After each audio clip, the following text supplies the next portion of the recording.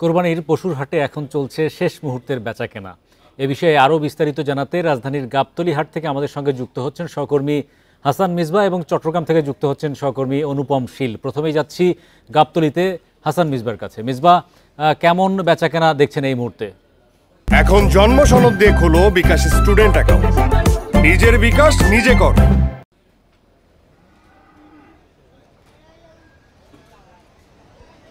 রাজধানীর 20টি পশুর হাটের মধ্যে গাবতলী একটি স্থায়ী পশুর হাট। এখানে গতকালকে কেনাবেচা খুবই ভালো ছিল, আজকে সেই তুলনায় এখন পর্যন্ত গরু আছে, কিন্তু সেই তুলনায় মানুষের সংখ্যা অর্থাৎ ক্রেতার সংখ্যা কিছুটা কম।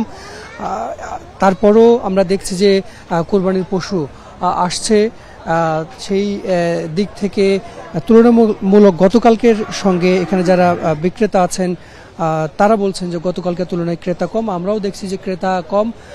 যারা গরু নিয়ে এসেছেন, ছাগল কিংবা এখানে আমরা উটও দেখতে পেয়েছি, তারা আসলে বলা চলে যে অলস সময় কাটাচ্ছেন, সেই অর্থে আসলে বিক্রি কম।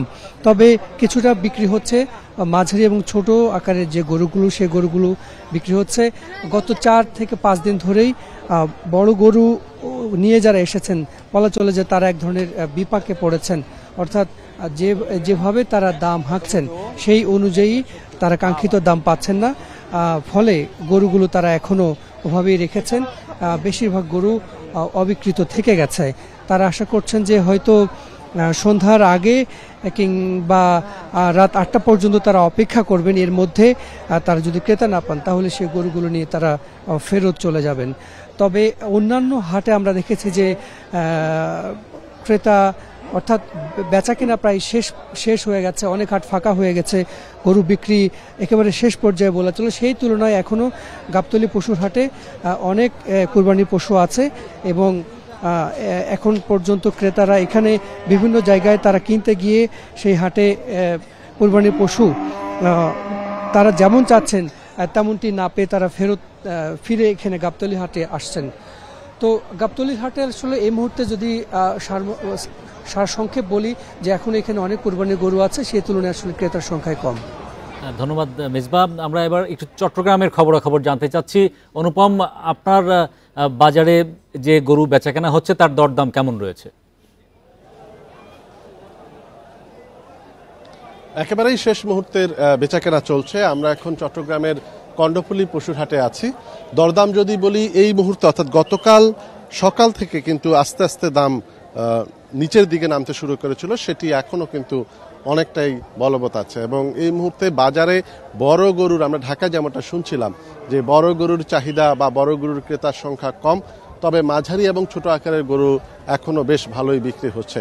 সেই হিসেবে আমরা যদি বলি গত পরশুদিন যে গরুটি 2 লাখ টাকা বিক্রি হয়েছে, ঠিক একই আকারের গরু এখন কিন্তু 1,60,000, 1.5 লাখ এই ধরনের দামে বিক্রি হচ্ছে।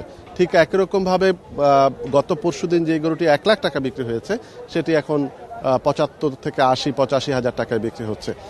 তবে ছাগলের বাজারে কিন্তু দাম কমেনি, অর্থাৎ গত কয়েকদিন ধরে বা এই বছর যে ছাগলের যে দরদাম শুরু থেকে ছিল ঠিক একই রকম অবস্থা কিন্তু এখনো আছে। মূলত বিক্রেতারা যেটি বলছেন যে তারা এখন যে সমস্ত গরু বিক্রেতা এখানে আছেন তারা ভেবেছিলেন যে চট্টগ্রামে প্রায় 8 লাখের মতো গরুর বা ছাগলের চাহিদা আছে, সেই হিসেবে চট্টগ্রামে হয়তো একটি সরবরাহের ক্ষেত্রে একটি ঘাটতি তৈরি হতে পারে, এরকম একটি আশঙ্কা থেকেই তারা আসলে শুরু থেকে এই গরুগুলো ধরে রেখেছিলেন। কিন্তু আমরা আজকেও প্রাণী সম্পদ অধিদপ্তরের সাথে কথা বলে যেটি জেনেছি, চট্টগ্রামে কিন্তু 8 লাখ চাহিদার মধ্যে 8,80,000 চাহিদার মধ্যে 8 লাখ গরুই কিন্তু চট্টগ্রাম জেলার বিভিন্ন খামার বা গৃহস্থ বাড়িতে এই সমস্ত গরু পালন করা হয়েছে। বাকিগুলো আসলে আমরা জানি যে চট্টগ্রামে উত্তরবঙ্গ বা দেশের বিভিন্ন প্রান্ত থেকে আসে। আরেকটি কথা এখানে বাতাসে ভেসে বেড়াচ্ছে যে মিয়ানমার সীমান্ত দিয়েও কিন্তু অনেক গরু এসেছে, যে কারণে আসলে এই বাজারে বা চট্টগ্রামে যে সংকট বা যে আশঙ্কা করা হচ্ছিল সেটি তো মিলেইনি, উল্টো আরও এখন উদ্বৃত্ত গরুর বা কোরবানি পশু রয়ে গেছে।